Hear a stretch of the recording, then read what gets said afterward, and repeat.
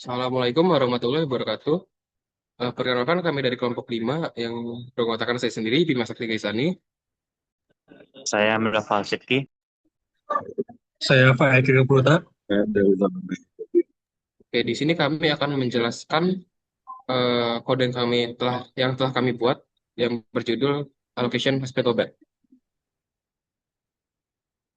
oke, yang pertama di sini ada kelas kelas pasien. Kelas pasien ini digunakan untuk membuat objek si pasien. Nah, di objeknya si pasien ini itu dia tuh itu ada atributnya, itu ada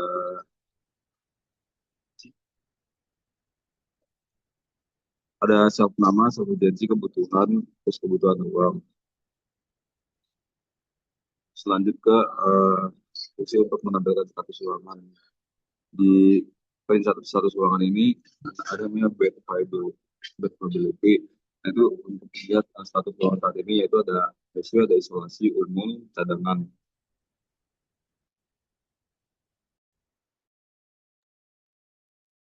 Ya, lalu di sini ada sebuah dictionary yang menyimpan prioritas dari ruangan-ruang masing-masing ruang. Lalu di sini juga ada uh, dictionary yang me- berisi alternatif ruang jika salah satu ruang, misalnya ICU, tidak ada.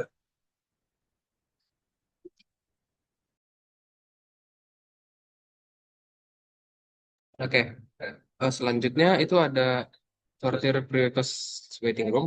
Nah, yang pertama di sini ada fungsi prioritas untuk pasien satu dan pasien 2. Nah, setiap pasien itu kita ada konversinya, kayak misal tinggi itu 2, sedang itu 1, dan lainnya itu rendah, yang di mana itu 0. Nah, untuk pasien 2 juga begitu.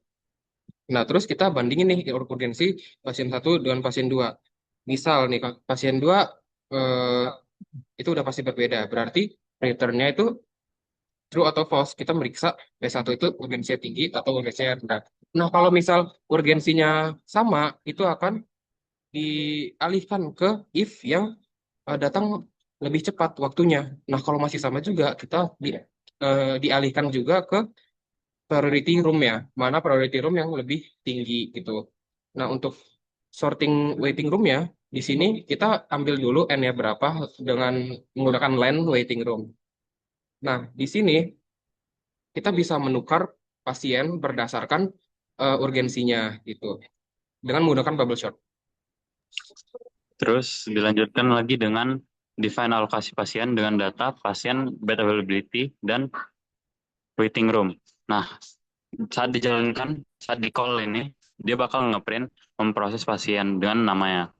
Nah, saat dijalankan lagi, ada if availability get.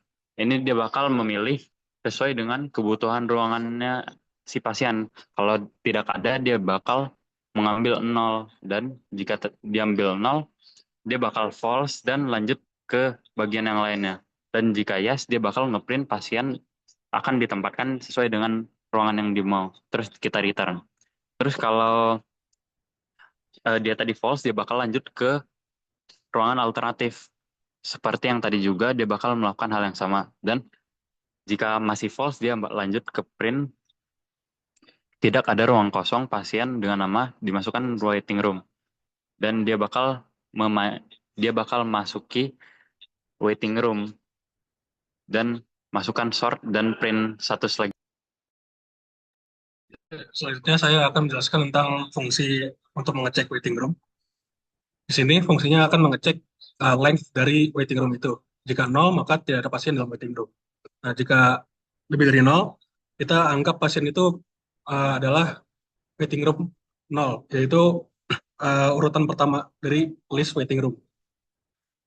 Jadi, jika ada bed availability ataupun uh, ruangan sudah mulai ada ruang untuk ditempati, maka pasien tersebut akan dialokasikan. Jika tidak, maka dia eh, belum ada ruang cocok untuk pasien prioritas tertinggi. Nah, pas dialokasikan, dia, pasien itu akan di-pop dari list waiting room. Lalu selanjutnya ada eh, program utama. Di sini bed availability ataupun ketersediaan ruangnya itu kita masukin secara manual, kita definisikan secara manual. Di sini ada waiting room, list waiting room yang menampung pasien jika tidak ada ruangan yang cocok. Lalu selama program berlanjut, yaitu lanjut sampai dengan ya, kita akan menanyakan apa apa apa yang akan mau dilakukan oleh user. Di sini jika pilihannya satu, dia akan menginput nama, urgensi, kebutuhan, dan waktu. Dan pasien itu akan dimasukkan ke kelas pasien yang beratribut nama, urgensi, kebutuhan, dan waktu tersebut. Lalu jika pilihan kedua, itu akan lebih lanjut ke fungsi pasien keluar dari ruang, di mana kalau kita ditanyakan habis keluar dari ruang mana, dan ruang itu akan ditambahkan dengan satu availability-nya. Jika tidak, kita akan berlanjut ke pilihan ketiga, di mana kita akan mengecek availability di waiting room. Lalu kita akan menanyakan ingin menunjukkan atau tidak. Program selesai. Di sini kita akan mencocokkan di berjalannya program.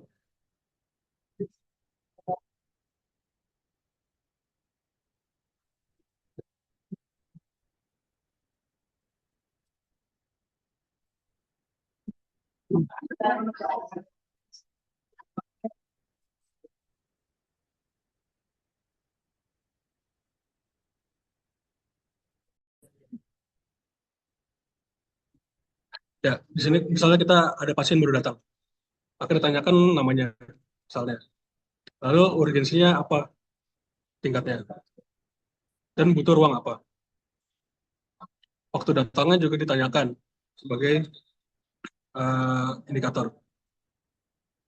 Nah, di sini diproses dan pasien tersebut ditempatkan di ruang yang diminta. Karena tersedia tadinya ICU 1, sekarang jadi 0. Terus kita misalnya ingin melanjutkan. Pasien misalnya keluar dari ruangan ICU tersebut. Pasien habis dari ruang ICU. Nah, ruang ICU tersebut yang tadinya 0 gara-gara ada pasien yang menepati, sekarang availability menjadi 1 dan bertambah.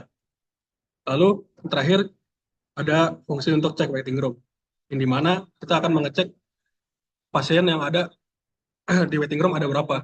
Karena tadi pasiennya sudah masuk dan keluar dari ICU, maka tidak ada lagi pasien dalam waiting room. Ya, sekian. Oke, baik. Sekian, itu saja dari kelompok kami. Terima kasih. Assalamualaikum warahmatullahi wabarakatuh. Thank you.